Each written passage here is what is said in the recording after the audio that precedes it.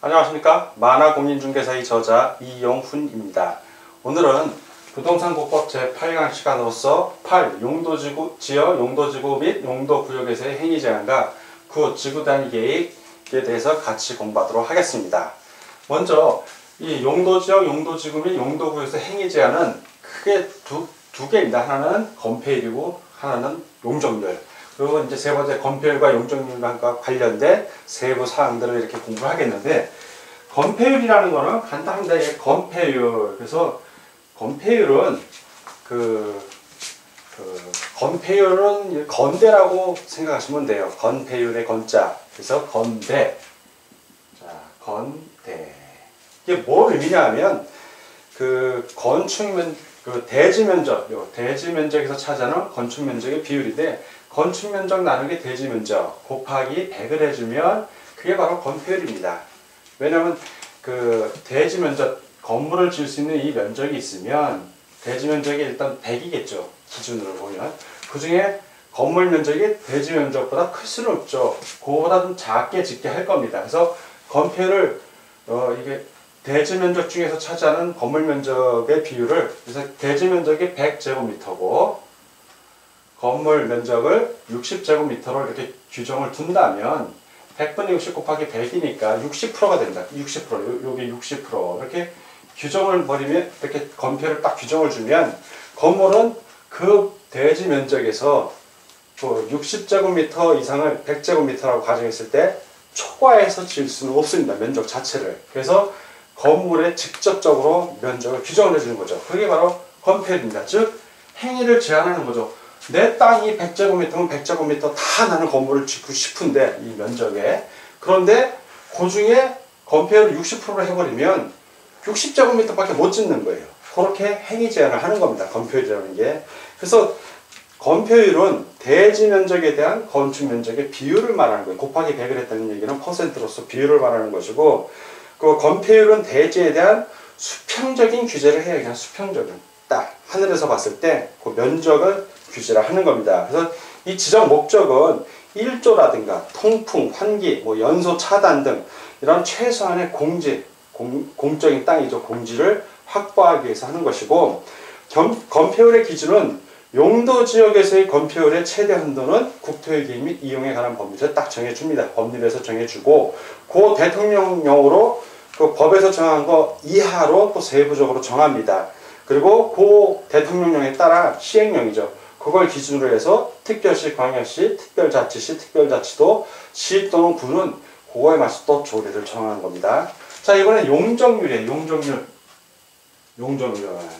자, 용적률은 좀 입체적으로 제한을 하는 겁니다. 입체적으로. 아까는 수평면적으로 하나 딱 바닥 면적만 봤는데, 요번에는 좀 아까 건축 면적 하나만 보는 건데, 건물이 1층만 있는 건 아니잖아요. 2층, 3층, 4층 이렇게 지을 수도 있다고요. 그래서 입체적으로니까 각 층 지을 수 있는 면적을 보는 거죠.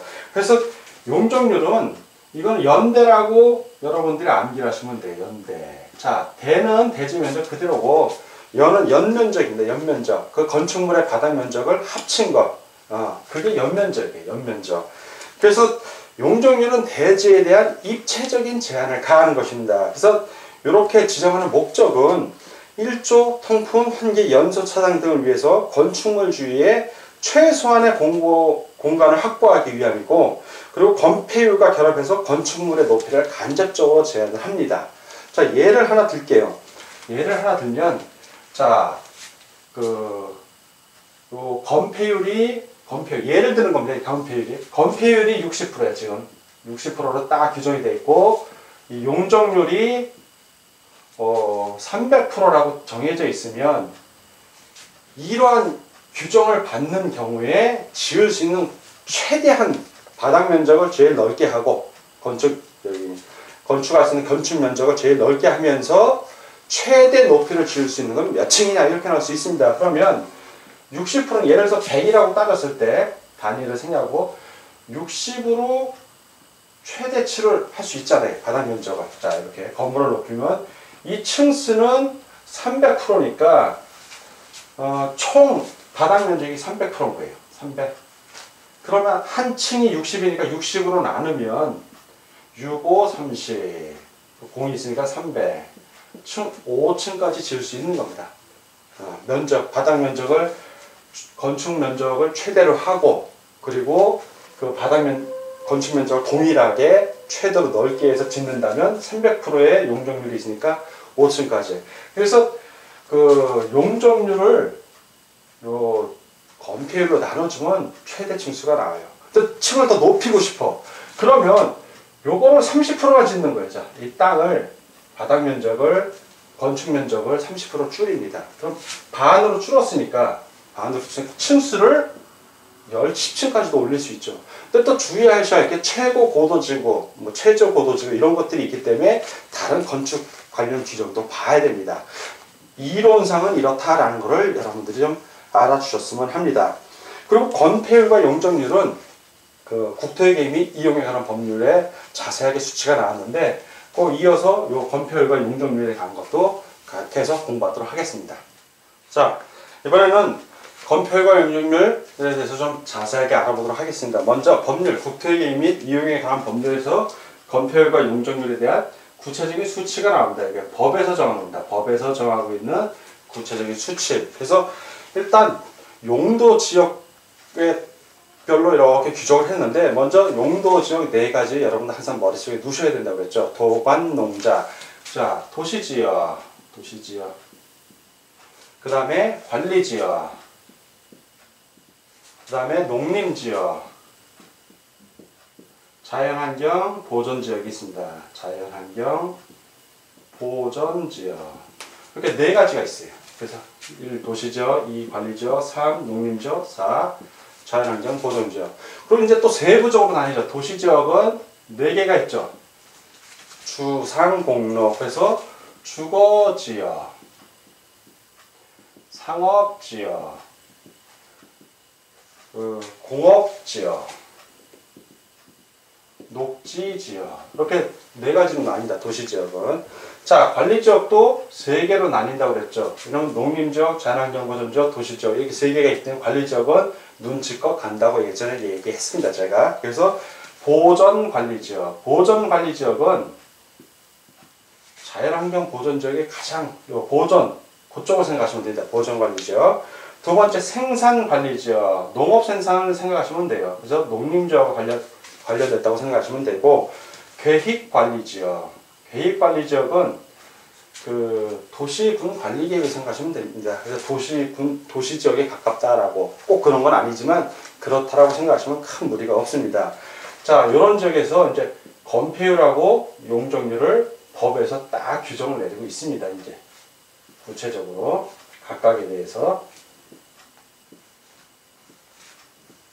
자, 그러면 도시지역의 그 주거지역은 건폐율이 70%, 최고가 70%니까 70% 이하입니다. 다 이하예요. 여기서 말하는 거는.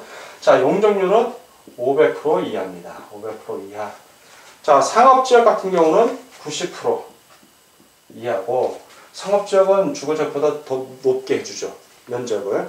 그리고 용적률도 1500% 이하입니다.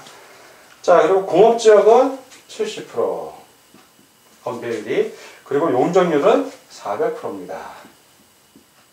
자, 녹지지역은 세게 들어가죠. 녹지지역은 그 도시지역 중에서 가장 녹지를 보호해야 되니까 그 규정이 아주 강합니다. 그 건폐율이고 용적률도 강해서 20%, 그리고 용적률은 100%입니다. 100%. 자, 이제 관리지역입니다. 보전관리지역은 보존에 관련돼 있으니까 관리지역 중에서 제일 규정이 세게 들어가요. 강합니다. 그래서 20% 보전관리지역. 자, 그리고 용적률은 80%. 자, 생산관리지역은 역시 20% 이하.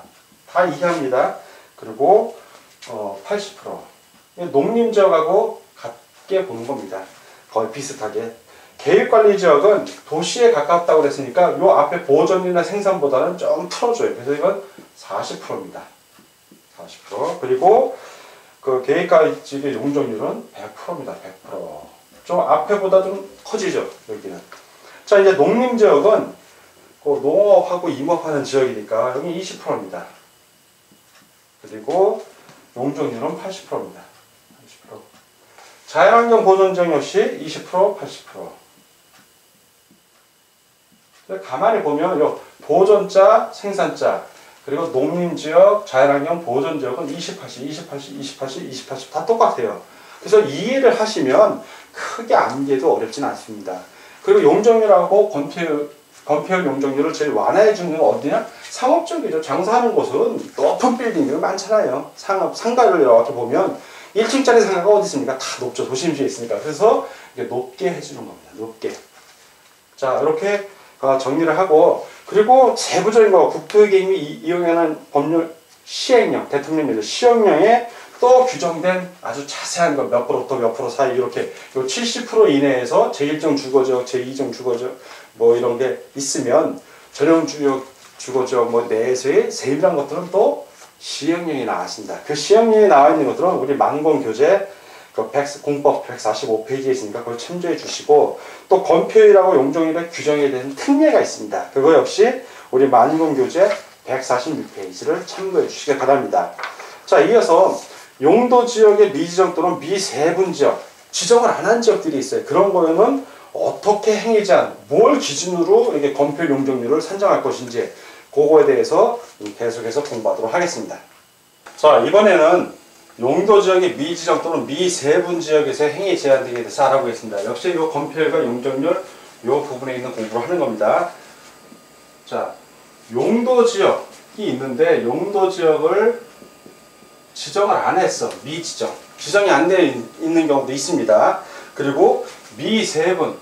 세분화되어 있지 않는 거예요. 자, 세분화되어 있지 않는 경우. 용도지역을 지정을 하긴 했는데, 예를 들어서 관리지역으로 지정을 했는데, 이게 보존관리지역인지, 그 생산관리지역인지, 개입관리지역인지, 이게 세분이 안 되어 있을 수도 있습니다.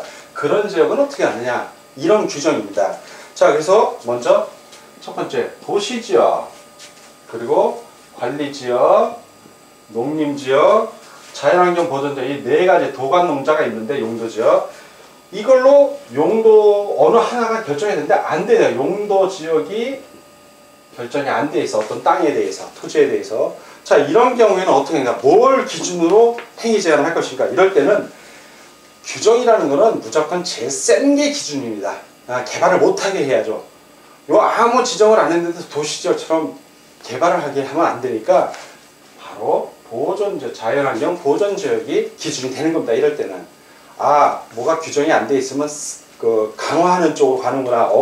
발전 좀 못하게 보존을 해야 되니까 항상 보존하는 것이 중심이 되면 어렵지가 않습니다.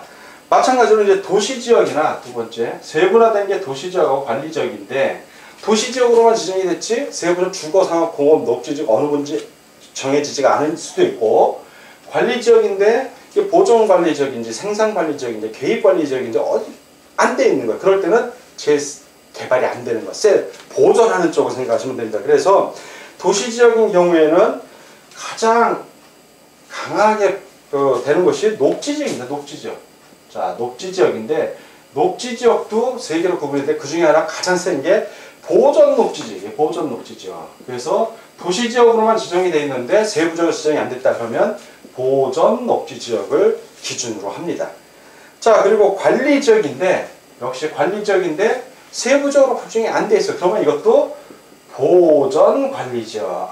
이 보존자 들어가는 게 다 기준이구나. 자연환경 보존 들어가잖아요. 그래서 용도지역이 지정이 안 되거나 아니면 지정은 됐는데 세부적으로 안 된 경우는 다 보존자 들어가는 것들이 기준이다라고 여러분들이 기억을 하시면 됩니다. 자, 이제 두 번째 용적률과 건폐율과 관련해서 둘 이상의 용도지역, 용도지구, 용도구역에 걸치는 대지에 대한 적용 기준. 자, 대지는 건물을 건축할 수 있는 땅이거든요.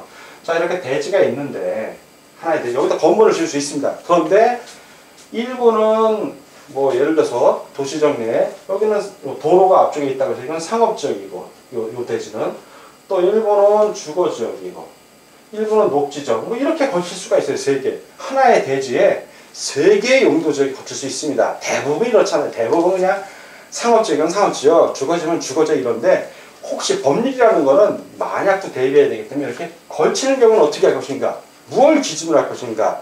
자, 이렇게 둘 이상에 걸치는 경우, 자, 둘 이상의 용도지역, 용도지구, 용도구역 이런 거에 걸칠 경우에는 어떻게 되냐? 걸치는 부분 중 가장 작은 부분의 규모가, 예를 들어 이게 가장 작다 그러면 이 가장 작은 부분의 규모가 330제곱미터 이하일 때입니다. 자, 이하일 때, 그럴 때는 뭐 도로변의 띠 모양, 이쪽이죠, 이쪽. 예를 들어서 여기가 도로가 있다면 도로 모양이 이렇게 띠 모양으로 있을 때, 이럴 때는 또 660, 가장 작은 거에, 여기서 지금 요거지만 가장 작은 거는 그때는 660제곱미터입니다. 좀 약간 달라져요. 도로는 좀 넓게 봐준다. 가장 작은 부분의 규모가 330제곱미터 이하일 때, 전체 대지의 건폐율 및 용적률은 각 부분이 전체 대지 면적에서 차지하는 비율을 고려하여 가중 평균한 값을 적용합니다. 건폐율하고 용적률은 가중 평균한 값을 적용하는구나 라고 생각을 하시면 됩니다. 그 밖에 건축 제한 등에 관한 사항은 그 대지 중 가장 면적이 넓은 지역, 이 경우에는 이 지역이죠. 자, 상업지역이 되겠습니다. 건폐율하고 용적률은 전체 대지에서 가장 작은 부분이 330제곱미터 이하인 경우에는 가중평균을 하고, 나머지 부분들, 건축 제한에 대한 것들은 가장 면적이 넓은 지역 거를 한다라고 이해를 하시면 되고, 다만 건축물이 미간지구 또는 고도지구 이렇게 걸쳐 있는 경우에는 그 건축물 및 대지의 전부에 대해서 미간지구나 고도지구의 규정을 적용합니다. 예를 들어서 이쪽이 면적이, 예를 들어서 여기 작더라도 작은 쪽에 뭐 미간지구가 들어가 있다 그러면 이 전체가 다 미간지구의 규정을 받는다는 얘기입니다. 건축을 할 경우에 건축물도 마찬가지고요. 자, 그리고 하나의 건축물이 방화지구나 그 밖에 용도지역, 용도지구, 용도구에 걸치는 경우, 예를 들어서 하나의 건축물이 있는데 이 중에 반이 방화지구에 걸쳐 있는 거예요. 방화지구. 나머지 반은 더 넓을 수도 있고, 이렇게 방화지구하고 다른 용도지역, 용도지구, 용도구역을 걸칠 때는 어떻게 하냐? 이럴 때는 방화지구이기 때문에 이 전부에 대해서, 이 대지 전부에 대해서 뭘 적용한다? 방화지구의 규정을 적용합니다. 방화지구의 적용을. 다만 그 건축물이, 건축을 할 때 방화지구하고 그 밖에 용도지역 사이에 방화벽으로, 건물을 이렇게 지으면서 이 가운데 방화벽으로 딱 짓는다면, 그 밖에 방화구역으로 구획되는 경우에 방화구역이 아닌 다른 지역은 방화구역을 적용하지 않습니다. 그러하지 아니하다기 때문에 그냥 방화벽으로 해서 건물을 지으면 됩니다. 그리고 이제 하나의 대지가 녹지지역, 자, 이렇게 대지가 있는데 어느 일부분이 녹지지역에 딱 들어가 있는 겁니다. 이렇게 녹지지역하고 그 밖에 용도지역, 용도지구, 용도구역에 걸치는 경우죠. 자, 이럴 때는 각각의 용도지역, 용도지구, 용도구역의 건축물 및 토지에 대한 규정을 적용합니다. 각자 적용하는 거예요, 그때는. 다만 이제 녹지지역의 건축물이 아까 말한 미간지구하고 고도지구에 또는 방화지구 이렇게 걸쳐 있을 때는, 그럴 때는 바로 미간지구나 고도지구, 방화지구에 관한 규정을 따르면 됩니다. 전체를 다. 자, 이렇게 해서 그 용도지역, 용도지구 및 용도구역에서의 행위 제한 정리하고, 이어서 지구 단위 계획에 대해서 같이 공부하도록 하겠습니다. 우리가 용어의 적의 시간에 지구 단위 계획을 배웠는데 다시 한번 그 정의를 환기해 보겠습니다. 지구 단위 계획은 도시군 계획 수립 대상 지역의 일부. 자, 여기서 핵심되는 용어는 도시군 계획이에요. 이 도시군 계획 수립 대상 지역, 수립 대상 지역이 있으면 이 지역 전부가 아니라 일부입니다. 일부. 어느 한 구역을 특정을 하는 거죠. 자, 그러니까 여러분들 도시군 계획 수립 대상 지역의 일부라는 거 꼭 염두에 두고, 도시군 계획은 뭐냐면 도시군 기본 계획하고 도시군 관리 계획을 말합니다. 도시군 계획을 수립하는 대상 지역의 일부에 대해서 뭘 하냐? 토지 이용을 합리화하고, 그리고 그 기능을 증진시키고, 그 토지의 기능을 증진시키는 겁니다. 그리고 미관을 개선하고 양호한 환경을 확보하며 그 지역을 체계적 계획적으로 관리하기 위하여 수립하는 도시군 관리 계획을 말합니다. 이러한 도시군 계획 수립 대상 지역 일부에 대해서 그 체계적 계획적으로 관리하기 위하여 도시군 관리 계획, 항상 그 용도지역, 용도지구, 용도구역도 마찬가지고 이 지구 단위 계획도 마찬가지예요. 이 어떤 계획이 나오면 국토기획이 이용에 관한 법률에서 계획이 나오면 그건 다 뭘로 결정한다? 도시군 관리계획으로 결정하는 거 꼭 여러분들 머릿속에 두셔야 됩니다. 그 도시군 관리계획으로 결정하는 거예요. 그러니까 지구단위 계획이 바로 도시군 관리계획인 거예요. 이것도 일종의. 자, 그럼 이 지구단위 계획을 이제 자 수립을 하는 자 우리가 이제 지구단위 계획을 수립을 하는데 지구단위 계획을 수립할 때는 고려해야 될 사항들이 있어요. 어떠한 지구 단위를 체계적으로 그리고 계획적으로 관리하기 위한 거니까 그 준수에 수립할 때 그 준수에 고려해야 될 사항 첫 번째가 도시의 정비, 관리, 보존, 개발 등 지구 단위 계획 구역의 지정 목적, 지정하는 목적이 있을 거예요. 그 지정 목적을 지구 단위 계획 구역을 지정하는 목적을 고려해서 수립해야 된다는 얘기고요. 자, 두 번째는 주거, 산업, 유통, 관광, 휴양, 복합 등 지구 단위 계획의 중심 기능이 있습니다. 그 중심 기능, 무엇이 중심 기능인지. 주거를 중심으로 했다면 주거에 포인트를 둬야 되는 거고, 관광 휴양에 중심을 뒀다면 관광 휴양에 포인트를 둬야죠. 이 지구 단위 계획이 그 중심 기능이 뭔지도 고려해야 됩니다. 세 번째는 해당 지역에 어떤 용도 지역이 있을 거예요. 해당 용도 지역. 그 용도 지역이 있으면 그 용도 지역의 특성도 고려해야 되고, 이제 그 밖에 대통령령으로, 그 밖의 것들, 대통령령으로 정하는 그 밖의 것들도 수립할 때 고려를 해야 됩니다. 자, 이 지구단위 계획의 수립 기준이 있어요. 자, 수립 기준은 누가 결정을 하냐? 수립 기준은 대통령령으로 정하는 바에 따라 시행령이죠. 국토계획 및 이용에 관한 법률 시행령. 그거에 따라 누가 정한다? 국장이 정합니다. 국토교통부 장관이 결정을 합니다. 그리고 지구단위 계획 구역하고 구역에 여러분들 이 지구단위 계획 그러면 자꾸 헷갈리시는데, 지구단위 계획이 있어서 지구단위 계획 구역이 있는 게 아니라 지구 단위로 계획적으로 발전시키기 위한 구역이 먼저 설정이 돼요. 사실은 지구 단위 계획 구역을 먼저 설정하고, 그리고 나서 이 구역에 대해서 지구 단위 계획을 수립하는 겁니다. 순서가. 그러니까 지구 단위 계획 구역을 먼저 지정을 하죠. 그래서 지구 단위 계획 구역의 결정, 그리고 지구 단위 계획의 결정, 이런 수립하는 내용을 결정하는 거, 이런 것들은 다 뭘로 결정한다? 그렇죠. 도시군 관리계획으로 결정하는 거예요. 도시군 관리계획으로. 다 모든 계획은 여러분들이 알고 있는 국토계획 및 이용에 관한 법률에서 계획 나오면 대부분 다 도시군 관리계획이라고 아주 머릿속에 집어넣으셔야 됩니다. 그리고 이 지구단위 계획구역을 이걸 지정하는 지정권자, 누가 지정을 하냐? 지구단위 계획구역으로 지정을 해야죠. 계획이라는 거는 수립을 하는 거고, 구역이나 지역 이런 건 지정을 하는 거예요. 자, 이 지정권자. 지구단위 계획구역의 지정권자는 바로 국장, 그 다음에 시도지사, 그리고 시장 또는 군수입니다. 시장 군수. 그러니까 이 시장에는 대도시 시장도 들어가는 거예요. 다.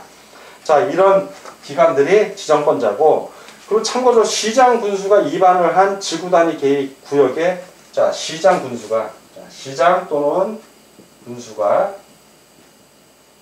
지구단위 계획 구역에 대해서 지정하거나 변경을 하고, 또 이렇게 하고 또 지구단위 계획도 수립하거나 변경에 관한 도시군 관리 계획을 결정을 했어요. 자, 시장 군수가 뭘로? 도시군 관리 계획을 통해서 지구단위 계획 구역을 결정을 하거나 또 변경을 할 수도 있고요. 이미 지정을 했다면 지구단위 계획을 수립했거나 그 수립한 걸 변경하는 경우, 물론 도시군 관리 계획으로 결정하는 겁니다.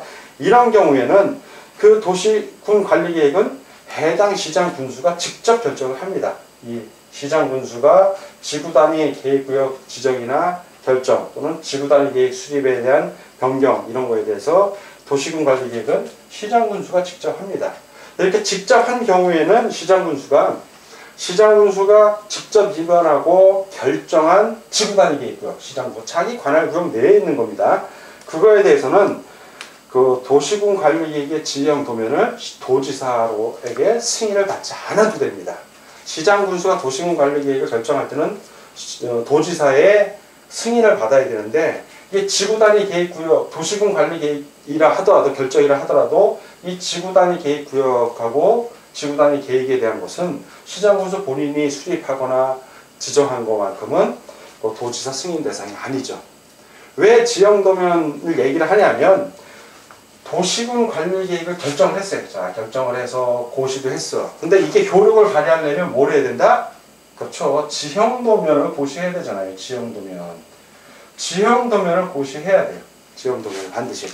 자, 이 지형도면을 고시해서 그 시장 군수가 대도시 시장은 아닙니다. 본인이 이제 결정하면 되니까. 근데 이 지형도면을 그 승인을 받아야 돼요. 승인을.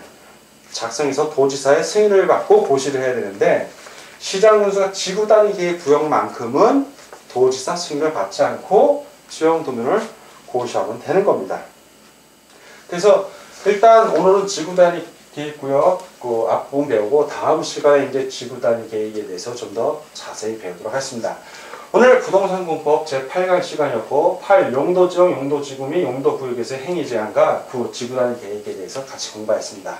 자, 오늘 공부하느라고 수고 많으셨습니다. 다음 시간에 뵙겠습니다. 감사합니다.